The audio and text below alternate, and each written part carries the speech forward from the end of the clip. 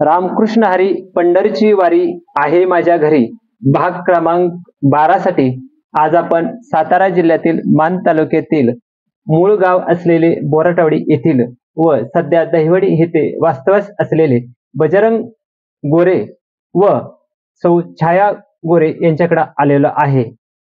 खरं तर त्यांनी माऊली हा उद्योग समूह सुरू केलेला आहे. तर त्यांनी माऊली उद्योग समूहाला माऊली हे नाव का दिलं, त्याचबरोबर त्यांनी तुळशीची माळ गळ्यात घातली का आणि जीवनात काय बदल होत गेले, अशा सर्व प्रश्नांची उत्तरं आपण बजरंग गोरे अर्थात भाऊ यांच्याकडून जाणून घेणार आहोत. भाऊ आणि आई, मानदेश भूषण युट्यूब चॅनल मध्ये तुमचं दोघांचं सर्वप्रथम स्वागत. भाऊ, तुमच्या वडिलांचं नाव काय आहे? खशाबा गोरे. आईचं? हरुबाई गोरे. बर, तुम्हाला भाऊ किती आहेत? दोन. दोन. काय नाव आहेत त्यांचे? गोपाळ खशाबा गोरे, शशिकांत खशाबा गोरे. बर, बहिणी वगैरे काय? 4 बहिणी. काय नाव आहे ते त्यांचे? तारुबाई शेंडे, अलका गणवट, निर्मला शिंदे आणि सुरेखा शिंदे. वडील काय करत होते? शेती करत होते. बर, तुमचं शिक्षण किती झालंय? काय? 10वी. बर, प्राथमिक शिक्षण कुठे झालं? बोराटवाडी. बर, त्यानंतरचं शिक्षण? बिदाल. बिदाल मध्ये. काय हायस्कूलचं नाव आहे? नव महाराष्ट्र विद्या मंदिर बिदाल. किती साली होता?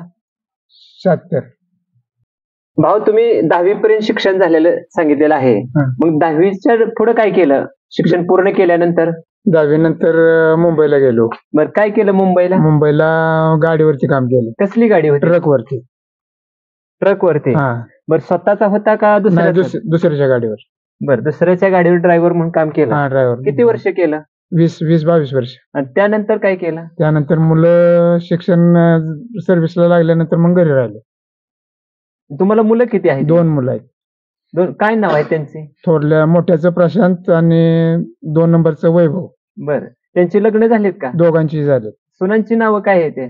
थोरलीचं वर्षा आणि 2 नंबरची अनुजा.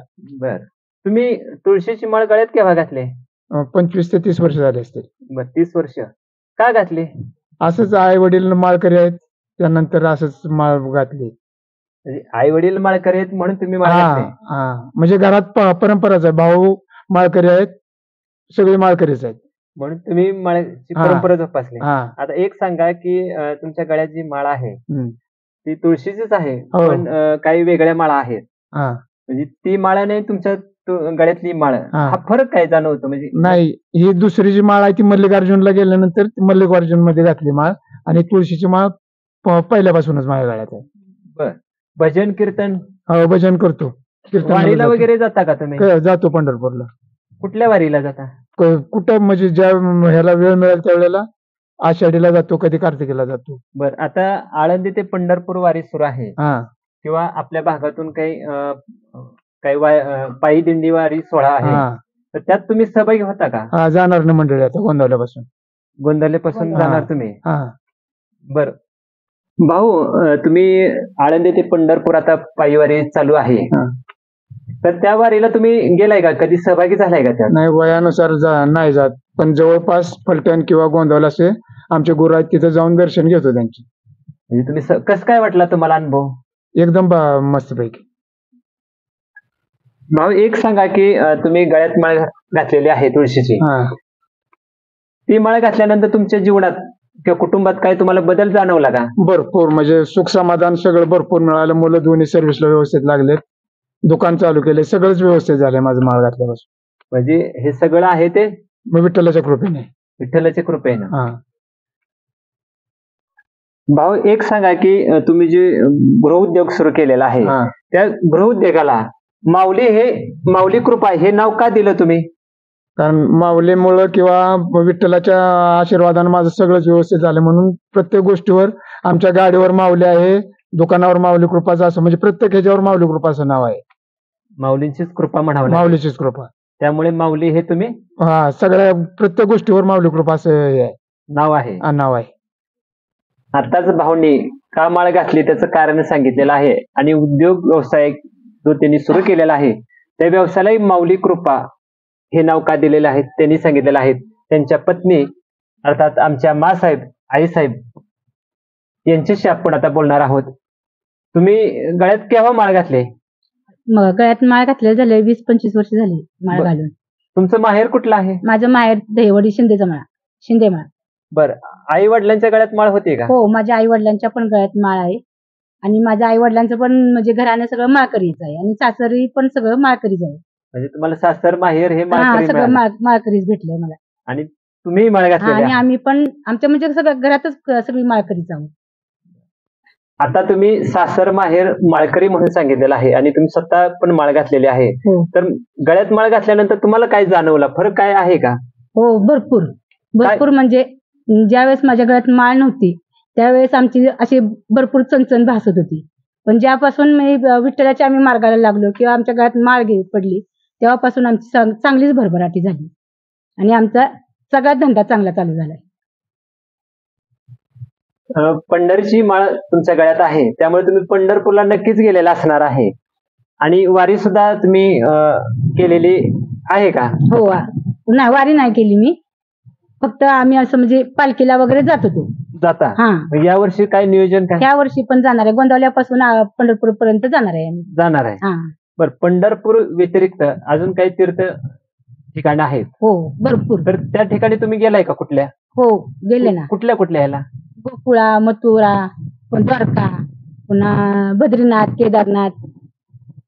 म्हणजे या ठिकाणी तुम्ही जाऊन आले? हो, भाऊ, तुम्ही पंढरपूरला तर नक्कीच जाऊन आलेला आहे, अनेक वेळेला गेलेला आहे, पण पंढरपूर सोडून अजून काही तीर्थक्षेत्र आहेत महाराष्ट्रात आहे किंवा महाराष्ट्राच्या बाहेर पण आहेत, तर त्या तीर्थक्षेत्राला तुम्ही गेलाय का? हो, गेलोय ना. कुठल्या कुठल्या? अयोध्या, रामेश्वर, कन्याकुमारी, परत मल्लिकार्जुन. या ठिकाणी तुम्ही जाऊन आलाय? जाऊन आलो. बालाजी. माझं नाव प्रशांत बजरंग गोरे. आता माझ्या वडिलांची मुलाखत झाली होती. माझे वडील एक ट्रक ड्रायव्हर होते आणि तिथून त्यांनी शेती वगैरे आणि त्यांनी जेव्हापासून माळ घातली गळ्यामध्ये आणि पंढरीची वारी चालू केली, पंढरीचं म्हणजे भजन कीर्तन चालू केलं, तेव्हापासून म्हणजे आमच्यात बराच काही सुख समृद्धी झाली. माझं शिक्षण झालं, मी 12वी पर्यंत सायन्सनं शिक्षण केलं आणि त्याच्यानंतर मी केंद्रीय राखीव दलात CRPF मध्ये भरती झालो. त्याच्यानंतर काही दिवसात माझा छोटा भाऊ वैभव गोरे इंजिनिअरिंग करून तोही चांगल्या ह्याच्यावरती पॅकेजवरती कंपनीत लागला. नंतर काही तो 5-6 वर्ष देशाबाहेर त्याने काम केलं.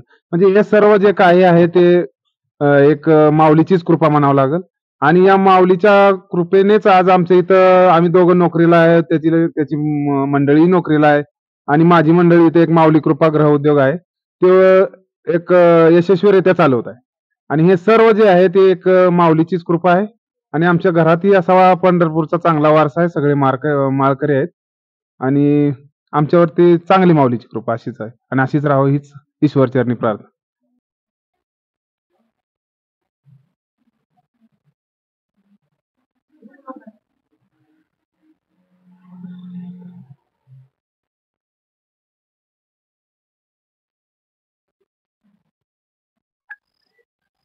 भाऊनी आताच आपल्याला सांगितलेलं आहे की माळ घातल्यानंतर जीवनात कसा बदल होत गेलेला आहे आणि संसारात सुद्धा कसा बदल होत गेलेला आहे तेही त्यांनी सांगितलेलं आहे. तर भाग क्रमांक 12 साठी त्यांनी दिलेली ही माहिती, त्यासाठी त्यांना धन्यवाद. आणि आता आळंदी ते पंढरपूर ही पायीवारी सुरू आहे आणि या पायीवारीमध्ये आपण सर्वजण सहभागी होत आहे. चला आपण त्यांच्या बरोबर सहभागी होऊया. पुन्हा एकदा रामकृष्ण हरी.